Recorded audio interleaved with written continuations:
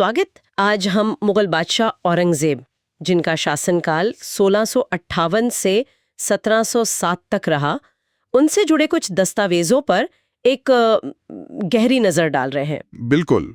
और कोशिश यही है कि इन स्रोतों से समझें कि औरंगजेब की जिंदगी, उनकी नीतियां, खासकर राजनीतिक और धार्मिक, और उनके समय के विद्रोह, वो सब कैसे थे। हाँ, और उनकी विरासत पर भी क्या असर पड़ा।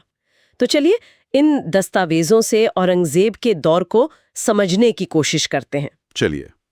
तो शुरुआत करते हैं उनके शुरुआती जीवन से। दस्तावेज बताते हैं जन्म 1618 में उज्जैन के पास दोहद में, और बचपन नूरजहां की देखरेख में बीता। हाँ, ऐसा जिक्र है।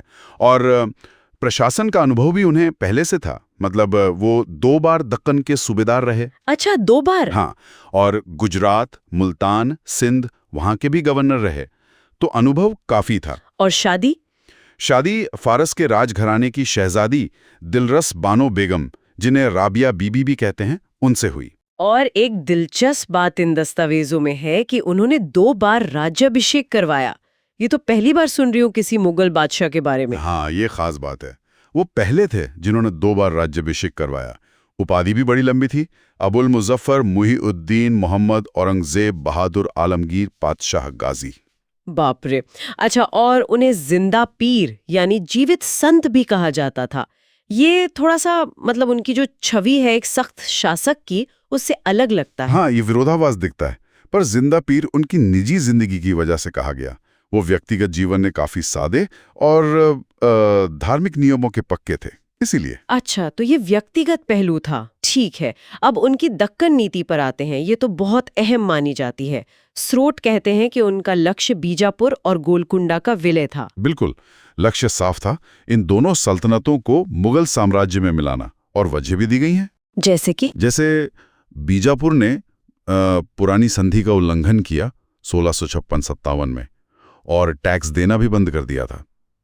और एक और बड़ी वजह ये थी कि ये दोनों रियासतें मराठों की मदद कर रही थीं। अच्छा, मराठों की मदद। हाँ, जो मुगलों के लिए सिरदर्द बने हुए थे। सही कहा। तो नतीजा ये हुआ कि काफी लंबी जद्दोजहद के बाद 1686 में बीजापुर पर और 1687 में गोलकुंडा पर मुगलों का कब्जा हो गया। और गोलकुंडा की जीत में किसी के विश्वासघात का भी जिक्र है क्या इन स्रोतों में? हाँ है। अब्दुल्ला पनी नाम के एक सरदार थे, उनके विश्वासघात का जिक्र है, जिससे कहा जाता है कि जीत आसान हो गई। और इसी दक्कन अभियान के दौरान मराठा संघर्ष, वो तो और तेज हो गया होगा। बिल्कुल तेज हो गया। शिवाजी महाराज का आगरा से निकलना, 1666 की घटना, वो तो बहुत मशहूर है। फिर बाद में उनके बेटे शंभाजी की गिरफ्तारी, और फिर 1689 में उनकी हत्या, ये सब इसी दौर में हुआ। पर मराठा संघर्ष रुका नहीं, राजाराम और ताराबाई ने जारी रखा। कहा गया है कि वो कट्टर सुन्नी मुसलमान थे। हाँ, स्रोत यही बताते हैं। कट्टर सुन्नी थे, शरीयत का पालन करते थे, और उनका एक मकसद भारत को दारुल इस्लाम यानी इस्लाम का देश बनाना बताया गया है।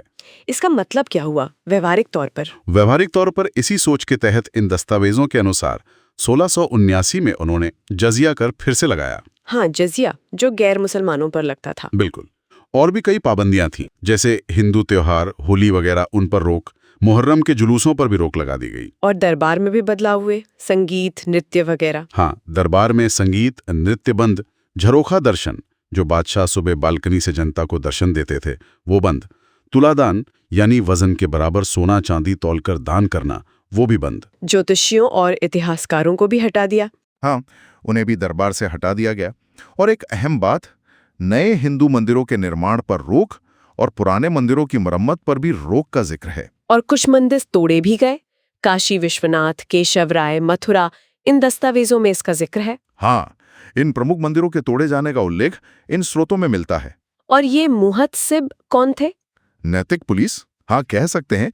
मुहतसिब अधिकारी नियुक्त किए गए थे, जिनका काम था ये देखना कि लोग, खासकर मुसलमान, इस्लामी कानून और नैतिकता के हिसाब से जी रहे हैं या नहीं। शराब वगैरह पर रोक लगाना भी इनका काम था। जाहिर है इन सब नीतियों से टकराव तो बढ़ा ही होगा। विद्रोहों का भी काफी जिक्र है। बिल्कुल, कई बड़े विद्रोह हुए। जाटों का विद्रोह हुआ पहले, गोकुल जाट के नेतृत्व में। फिर राजाराम जाट। राजाराम ने तो सिकंदरा में अकबर के मकबरे को भी लूटा था। अच्छा। हाँ, बाद में छुड़ामन जाट ने भरतपुर राज्य की नींव रखी। फिर सतनामी विद्रोह हुआ 1672 में नारनौल के पास। ये किसानों का विद्रोह था जिसे बड़ी बेरहमी से कुचला गया। और राजपूतों के साथ भी रिश्ते बिगड़े, खासकर मारवाड़ में। हाँ, मारवाड़ के राजा जसवंत सिंह की मृत्यु हुई 1678 में। उसके बाद औरंगजेब ने मारवाड़ को सीधे मुगल शासन में लेने की कोशिश की। यहीं से दुर्गादास राठौर का लंबा संघर्ष शुरू हुआ जसवंत सिंह के बेटे अजीत सिंह के लिए। इसी में शहजादा अकबर का विद्रोह भी जुड़ता है। हाँ, औरंगजेब के बेटे शहजादा अकबर ने विद्रोह किया और वो राजपूतों से जा मिला था, हालांकि वो सफल नहीं हुआ। और मेवाड़ के राणा राज सिंह ने जजिया का विरोध किया और मारवाड़ का साथ दिया। बाद में अवश्य उनके बेटे राणा जयसिंह से संधि हो गई थी। और सिखों के साथ भी संघर्ष। हाँ, वो भी काफी बड़ा। 9वें गुरु तेग बहादुर को 1675 में दिल्ली में शहीद कर दिया गया, इस्लाम कबूल न करने के आरोप में। इसके बाद 10वें गुरु गोविंद सिंह जी ने खालसा पंथ की स्थापना की और मुगलों से एक लंबा सशस्त्र संघर्ष किया। गुरु के बेटों की शहादत भी इसी दौर में हुई। ये सब घटनाएं इन दस्तावेजों में दर्ज हैं। तो कुल मिलाकर ये दस्तावेज औरंगजेब की कैसी तस्वीर पेश करते हैं? एक तरफ जिंदा पीर, दूसरी तरफ इतनी कठोर नीतियां और विद्रोह। हाँ, देखिए, इन स्रोतों से एक मिलीजुली, बल्कि कह सकते हैं एक जटिल तस्वीर सामने आती है।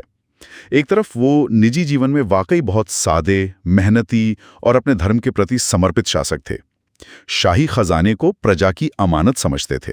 लेकिन दूसरी तरफ उनकी धार्मिक नीतियां, जिन्हें कई समूह, खासकर हिंदू, सिख असहिष्णु मानते थे, और उनकी वो दक्कन की अंतहीन लड़ाइयां, इन्होंने साम्राज्य को बहुत भारी नुकसान पहुंचाया। संसाधन खत्म हो गए। तो क्या ये स्रोत ये इशारा करते हैं कि राजपूत, मराठा, सिख, जाट, ये सब जो विरोधी बने, वो उनकी नीतियों का सीधा नतीजा था? हाँ, इन दस्तावेजों से तो यही लगता है कि इन नीतियों और लगातार युद्धों ने इन शक्तिशाली समुदायों को मुगल साम्राज्य का दुश्मन बना दिया और साम्राज्य की जड़ें एक तरह से कमजोर कर दी। और यही शायद मुगल साम्राज्य के पतन की शुरुआत थी।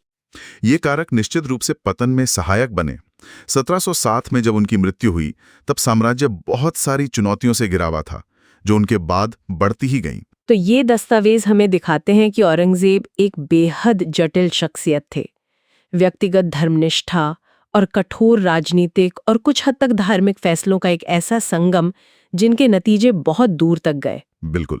और ये स्रोत हमें सोचने पर मजबूर करते हैं कि किस हद तक औरंगजेब की अपनी निजी धर्मपरायणता और उनकी हुकूमत के जो परिणाम हुए, उनका ये विरोधाभास बाद के भारतीय इतिहास को समझने के लिए एक अहम कड़ी हो सकता है। ये एक विचारणीय प्रश्न है। अगर आपको ये ऑडियो पॉडकास्ट अच्छा लगा हो, तो आप इसे ही और ऑडियो पॉडकास्ट के लिए हमारे चैनल को लाइक, सब्सक्राइब और शेयर करें। धन्यवाद।